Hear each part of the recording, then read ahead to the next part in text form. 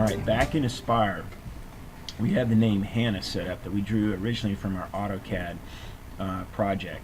Now, we need to cut this material out. Again, we're using eighth inch MDF. Let's go back and look at that size again. Look here, we set it to 24 inches, 10 inches high, eighth of an inch thick. That's good. So we're going to go ahead and say cancel that. And we're going to come over here now and we're going to select all vectors. Let's go to edit, and it says select all vectors. We could do a Control Shift A. So we got it selected. That means we're going to be able to now create a toolpath that cuts on the outer edge of this. We have plenty of space here to maneuver around the product we're cutting out, or the project we're cutting out. And we have plenty of room on this end. If we didn't have plenty of room, it would cause our tool to crash on our CNC router. So with it selected, I now could have the option to save this to its own unique layer. That's really not necessary because it's only going to be one cut, as you see here. So what we'll do now, but just to show you where the layers are, if you click on this pull down right here, you can set up a layer. I'm going to go ahead and rename this layer, and I'm going to call it Hannah. Okay, and we'll close that, and that's set up. Now you can tell over here in your flyout that it's got set to Hannah, and that's good. If you don't want to see it, I'll turn it off. If I do want to see it, I'll turn it on. So we'll close that. Now, let's go create our toolpath. Over here on the far right is toolpaths. So when this thing flies out just by holding my mouse over it, I really want to pin that down so it doesn't auto-hide every time. Now, with that done, I'll hit the F key to fit the product and the project inside the window here, the design space. Now let's come up here at the top. We've already said we're going to do a 2D profile cut. And if we didn't know what cut we were going to do, I could close this out and I'll kill that, and I've got these strategies up here that I could cut from.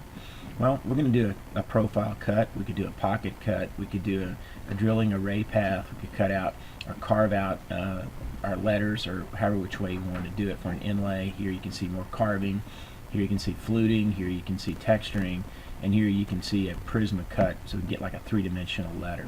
Then you got several other strategies for roughing and for finishing. Those are really good for 3D. So we'll come up here and we'll set profile cut, because all we want to do is just cut this out. We select that. Now let's start up here at the top. It says start depth here is at 0.0.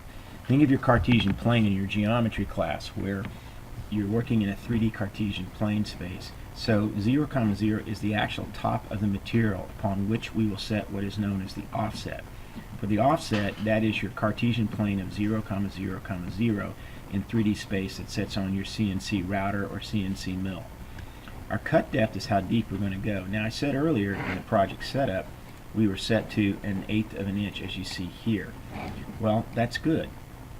What we want to do on our cut depth is to go down past the material, and we want to create a clean profile around that.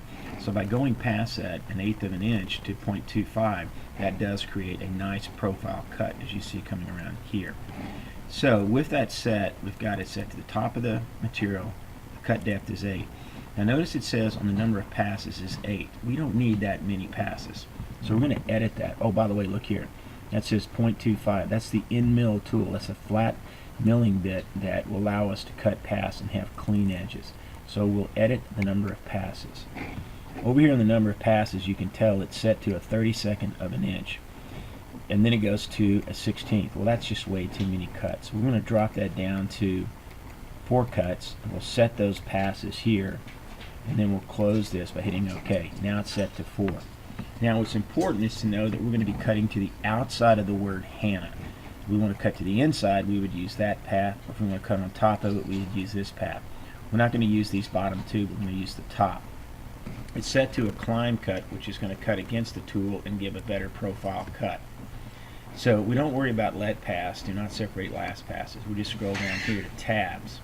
What we want to do in tabs is we want to keep the piece from flopping around on the table of the mill while it's cutting.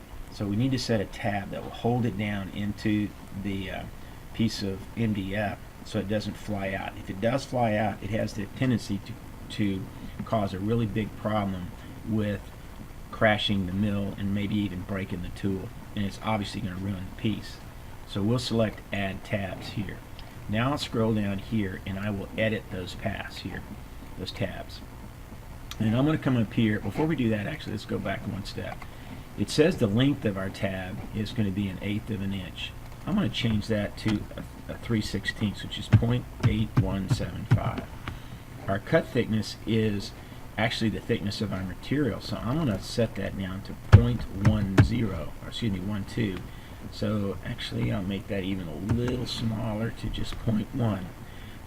Now with that set, I'll come back in here and I'll edit the tabs, and I'll add the tabs to the piece. Now default puts one tab in.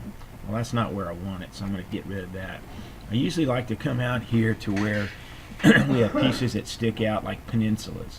So I'll put those on, so that way it holds the piece down. Then I'll arbitrarily come over to about here, and maybe here, and then maybe here. And of course, I'll come down to this, here. I'm putting these tabs in. It's a lot of tabs, but believe me, I've cut out a lot of these kind of names, and you want to have this thing held down so it doesn't flop around on the mill, crash your tool, break your tool, and it does a lot better by doing it this way. So we'll say close. And down here at the end, it's got a safe Z height of 0.2 of an inch. So what I want to do now is I want to give it a name. I'm going to call it Hannah Profile, and then I will, once I've got that, I'll go ahead and calculate that. It tells you a warning. It says, hey, we're going to cut past the material into the spoil board. You say, okay, that's fine. Now it'll come up and open up a 3D space here where we can see the actual words here and the actual tool path. You can see where it starts over here in 0, 0 at the Cartesian plane. Then it traverses over here and makes these cuts here and these cuts here, and then it'll follow along the edge and come around. It's a very efficient tool path, might I say.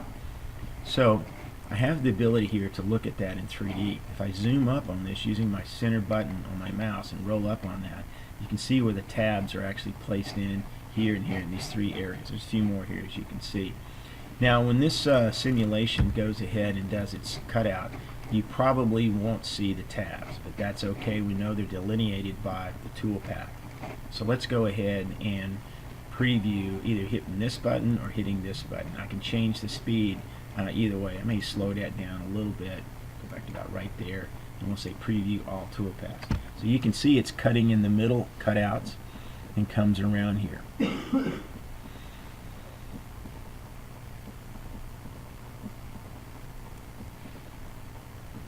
Okay, now as you can tell, a couple things. One, the tabs don't show up because the material's too thin, and also it could not navigate between this one spot here. That's alright. We can take a chisel and we could actually cut that out so it is open, so that's not a big deal. But let's come over here to the material setup and let's change the thickness here to 0.75, 3/4 of an inch, and you'll see a difference here in a moment. So now that it's thicker, as you can see it got thicker, I'm going to go ahead and run that toolpath now. And from this you'll be able to see where the tabs actually go in.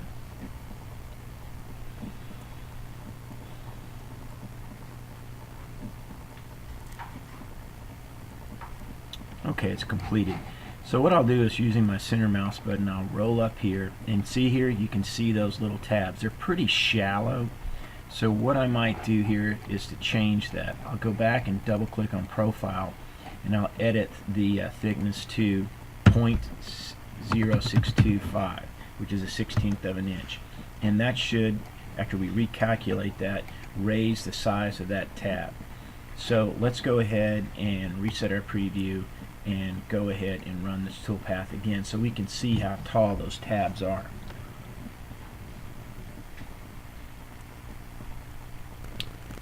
On this mill that I have here that I've made, actually I've made them too low, so I need to go the other direction. So let's go ahead and close that.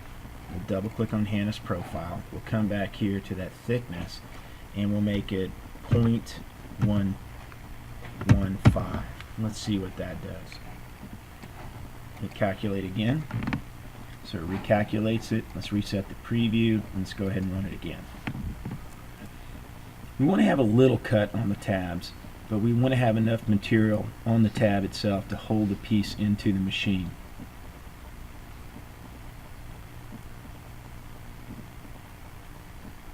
Okay, it raised it a bit. It does look a little bit better. Close it and double click on the tool path. The thickness now is a lot taller. We'll go with that for now. Okay, actually I'm going to try one more. 0.12. Hit recalculate, and let's see what we get this time. This is a normal process you go through to kind of tune your tool path to make it as efficient as you possibly can and to protect your actual material that you're creating. Okay, we'll reset our preview. Come up over here to this. Oh, now one thing I need to definitely do is select the tool path so I can actually see it. Yeah, you can see it got a lot thicker there. So we'll go ahead and run the tool path.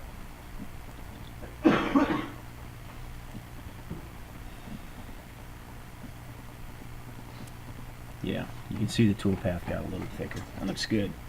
Go ahead and stop this for now. It's unnecessary to run it again.